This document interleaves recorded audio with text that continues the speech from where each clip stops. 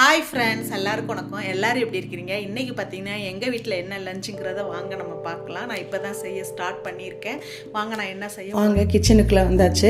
நம்ம சமைக்க ஸ்டார்ட் பண்ணலாம். என்னடா செப்பல் போடுறேன்னு நினைக்காதீங்க. பெங்களூரில் கொஞ்சம் குளிர் ஜில்லுன்னு இருக்கும் தர, அதனால் வந்துட்டு செப்பல் யூஸ் பண்ணிப்போம். ஏன்னா கிச்சனில் நிறைய நேரம் நிற்போம்ல, அதனால் செப்பல் யூஸ் பண்ணிப்பேன்.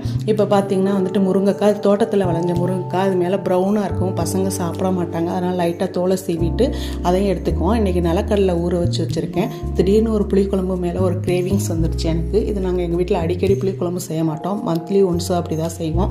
ஏன்னா எங்கள் வீட்டில் வேறு யாருக்கும் புளிக்குழம்பு பிடிக்காது, எனக்கு ரொம்ப பிடிக்கும்.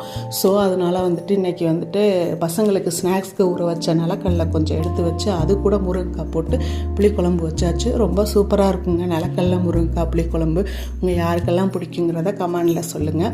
இன்றைக்கி புளிக்குழம்பு, வெண்டைக்காய் பொரியல், கொஞ்சம் வெள்ளரிக்காய், இதுதான் எங்களோட லஞ்ச்.